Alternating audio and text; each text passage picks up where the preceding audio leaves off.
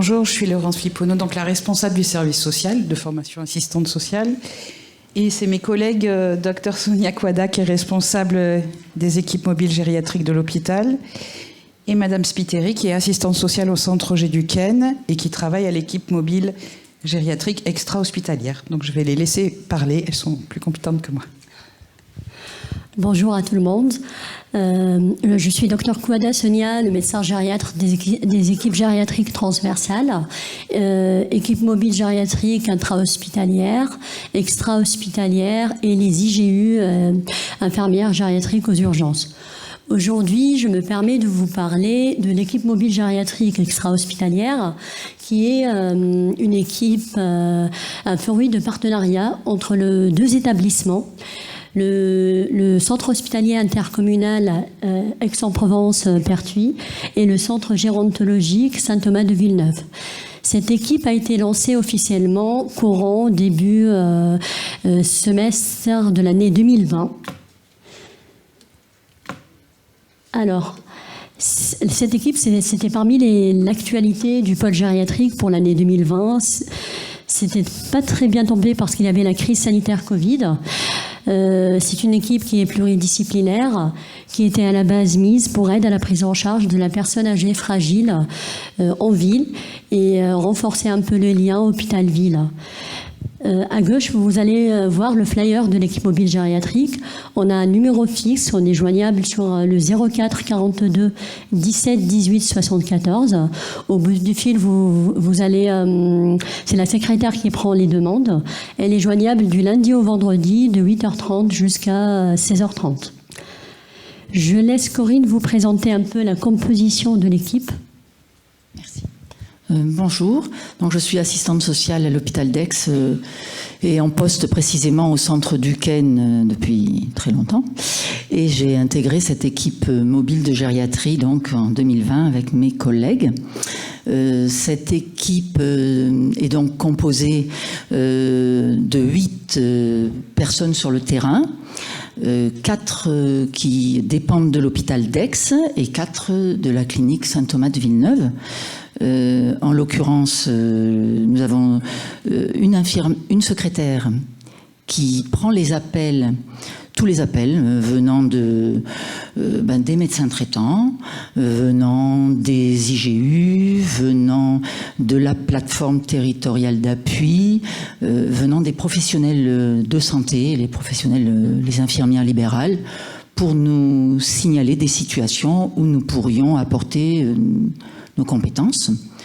Ces situations vont être soumises à nos médecins. Donc, nous avons 2 médecins gériatres, le docteur Quada ici présente qui dépend de l'hôpital d'Aix et le docteur Martin Favre qui dépend de la clinique Saint-Thomas et qui vont étudier si on peut inclure ces situations et aller se présenter au domicile de ces personnes âgées pour essayer de leur apporter des conseils et surtout pour essayer d'éviter les hospitalisations,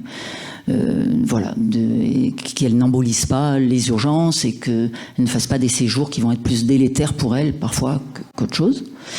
Dans cette équipe, nous avons également 2 infirmières. Une infirmière aussi qui dépend de Saint-Thomas de Villeneuve et une de l'hôpital d'Aix. Nous avons une psychologue qui dépend de la clinique Saint-Thomas, une ergothérapeute qui dépend de l'hôpital d'Aix et une assistante sociale, moi-même donc, qui suis à l'hôpital. Cette équipe, eh bien, disons que ces personnes sont pas toujours à temps plein, à part la secrétaire, une infirmière, toutes les autres, à ma connaissance, on est toutes à temps partiel.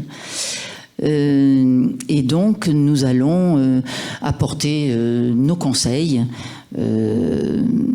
disons, chez les patients. Mais ce qu'il faut préciser, c'est qu'on le fait toujours avec l'accord des médecins traitants. Et soit ils nous appellent, bien sûr, donc là ils sont demandeurs, mais si c'est pas le cas, si la situation ne nous est pas signalée par les médecins traitants, de toute façon nous les contactons pour leur expliquer ce qu'on fait et obtenir leur accord avant de nous présenter, sachant que nous intervenons une fois, mais je pense que c'est toi qui vas dire la suite, donc je ne vais pas en dire plus. Voilà. Alors, ce que je peux rajouter par rapport à ce qu'elle a dit Corinne, qu'à chaque fois qu'on intervient au lieu de vie du patient, on intervient souvent en binôme, c'est-à-dire selon le motif de la demande, je dis une bêtise, soit le médecin gériatre avec l'infirmière, soit avec l'infirmière avec l'assistante sociale, soit l'assistante sociale avec l'ergo. Parfois, ça nous arrive d'intervenir à plusieurs, c'est-à-dire à 3 intervenants, lorsque la situation elle est vraiment très complexe. Alors, dans cette diapo, je vais parler des missions de l'équipe mobile gériatrique extra-hospitalière. Cette équipe, elle va jouer un rôle de conseil sur le territoire provençal et elle va aider surtout au niveau de la prise en charge de la personne âgée fragile, mais pas que. C'est-à-dire aussi, elle va aider au niveau auprès de ses proches, du professionnel de santé, que ce soit médical, paramédical, médecin traitant, médecin coordinateur d'EHPAD, médecin du SSR, l'infirmière libérale, etc. Donc, elle reste quand même un maillon de la filière gériatrique, c'est-à-dire elle fait partie du pôle gériatrique, elle intervient en externe à la demande du professionnel libéraux, médical ou paramédical. Parmi les missions principales de cette équipe, elle va réaliser une évaluation gériatrique globale, ce que j'appelle une évaluation médico-psychosociale au lieu de vie, que ce soit le domicile, le SSR, le foyer logement, l'EHPAD, etc. Pas que. Parmi aussi les principales missions, je dois le citer, c'est sécuriser le retour à domicile. Et ici, surtout après une hospitalisation. Ici, je vais ouvrir une petite parenthèse, c'est-à-dire que nous, on peut intervenir après une hospitalisation, que ce soit en service de chir ou en service de médecine, 15 jours après sa sortie d'hospitalisation. Vous allez me dire pourquoi 15 jours ? 15 jours, c'est le temps nécessaire que le patient il sort de l'hôpital, que le médecin traitant il soit informé de sa sortie, de ce qu'on a fait, on n'a pas fait à l'hôpital, que les aides déjà préconisées, aussi bien sur le plan médical ou social, seront bien mis en place. Et nous, par la suite, 15 jours après, on repasse pour savoir si tout a été mis en place et est-ce que le retour à domicile, dans ces conditions-là, il va tenir la route ou pas. Et on diminue le risque de réhospitalisation à l'hôpital. Aussi, parmi les missions, c'est d'adapter le projet du soin au contexte de vie. Et pas que, informer et former les équipes soignantes et les familles. Et là, on rentre dans cette vision de diffuser la culture gériatrique auprès du soignant, au sein des établissements, que ce soit sanitaires et sociaux, demandeurs, par la mise en place de mini flash info qui parlent des grands syndromes gériatriques, exemple le syndrome confusionnel, les chutes, les malnutritions, les troubles cognitifs, la dépression, etc. J'arrête de parler trop. Alors, vous allez me dire, Sonia, quels sont les critères d'inclusion ? Je suis médecin gériatre, donc je reste avec ma population gériatrique.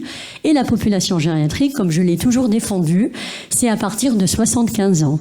Donc je m'adresse à la personne en face de moi qui est au-delà de 75 ans. Bien évidemment, à cet âge, cette personne âgée, elle va présentant une polypathologie et des critères de gériatrique hors des urgences médicaux. Avec ça, le périmètre d'action. Le périmètre d'action, ça sera 30 minutes autour d'Aix-en-Provence, centre-ville, mais pas que, aussi Pertuis intramuros. On n'oublie pas qu'on est un centre hospitalier intercommunal ex-Pertuis, raison pour laquelle on a dit Pertuis intramuros. Les préconisations faites par cette équipe, c'est dans l'objectif quand même de apporter un support et un soutien de maintien de la personne âgée dans son lieu de vie, d'éviter tout passage délétère inutile au service des urgences et d'apporter cette expertise gériatrique aux médecins de ville, surtout les médecins traitants, raison pour laquelle j'insiste sur un point très important qu'elle a dit Corinne, que quelle que soit la demande, mais vraiment quelle que soit la demande, le motif de la demande, la raison pour laquelle vous êtes adressé à nous, le médecin traitant, il doit rester le pilier principal de la prise en charge de la personne âgée, c'est-à-dire il faut qu'il reste le centre au cœur de la prise en charge, c'est-à-dire nous on ne valide pas la demande tant que le médecin traitant n'a pas donné son accord. Ça, c'est parmi les points primordiaux. Si je vous donne un exemple du rapport d'activité de l'EMG extra-hospitalière pour l'année 2021, on a eu 253 interventions de mémoire, que 90% des patients venaient de domicile, 10% d'EHPAD, 21% des demandes venaient directement des médecins traitants. Et parmi les principaux motifs de demande, c'était une demande sur deux à peu près. Le motif de la demande, c'était sécuriser le retour le maintien dans le lieu de vie. 18%, c'était l'épuisement de l'aidant quand même. Et lors de l'intervention, à domicile, en EHPAD, quel que soit le lieu, le grand syndrome gériatrique retrouvé, c'était dans 60% des cas le trouble cognitif, les maladies neurodégénératives avec ou sans la composante comportementale. C'était une parenthèse, je la ferme. Et alors, au niveau de la conclusion, je vais essayer de réinsister sur les missions. Que c'est une équipe qui reste transversale, pluridisciplinaire, qu'elle n'a pas le pouvoir de prescription. Elle fait des évaluations globales, elle préconise, elle donne des préconisations de recommandations. J'insiste sur le fait que parmi nos missions, c'est diffuser la culture gériatrique, de former les équipes soignantes, que ce soit au sein des EHPAD, les infirmières libéraux, l'équipe au sein des SSR. Ce qu'on fait pas, ce qu'on essaie de ne pas le faire et que c'est parmi les critères d'exclusion. Alors, pas d'intervention au service d'hospitalisation aiguë. Ça, c'est parmi les missions de l'équipe mobile gériatrique intra-hospitalière, pas l'extra-hospitalière. Même si la patiente, elle est polypathologique, si elle a un âge inférieur à 75 ans, elle va être parmi les critères d'exclusion. On ne va pas la prendre en charge. Pas d'intervention en urgence. Je le redis, on n'est pas un SMUR gériatrique. Toute situation très urgente, malheureusement, on est là pour faire une évaluation en dehors des situations d'urgence, pour que l'évaluation elle aura son réel bénéfice. On fait des recommandations, mais on n'a pas le pouvoir de prescription. Les intervenants de cette équipe mobile, ils ne vont pas remplacer les intervenants déjà mis en place en lieu de vie. L'autre jour, l'infirmière, la famille, elle m'a dit, mais votre infirmière, elle va faire le pansement. J'ai dit, ah non, ça marche pas comme ça. Les intervenants de l'équipe mobile, ils vont pas remplacer déjà ce qui est mis en place. C'est-à-dire notre infirmière, elle va pas remplacer l'infirmière libérale. Le médecin généraliste, gériatre, ne va pas remplacer ou prendre le rôle du médecin généraliste. Nous, on est là pour faire cette évaluation globale de manière ponctuelle, comme elle a dit Corinne tout à l'heure, et on ne fait pas de suivi, ni d'ailleurs médical, ni social. Le mot de la fin, je vais donner des chiffres aussi pour donner un plus-value à cette équipe. Donc, grâce à l'intervention de l'EMG extra-hospitalière et de mon point de vue gériatrique, pour l'année précédente, l'année 2021, dans 47% des cas de ces interventions, on a évité un passage aux urgences. Dans à peu près 7% des cas, on a organisé des entrées directes en hospitalisation, que ce soit chez nous en court séjour gériatrie ou en court séjour gériatrie de Saint-Thomas, sans passage par les urgences. Dans 36% des cas, on a posé un nouveau diagnostic lors de l'évaluation. Dans 64% de cas, on a lutté contre tout ce qui est iatrogénie, réévaluation thérapeutique et aide à la prise en charge.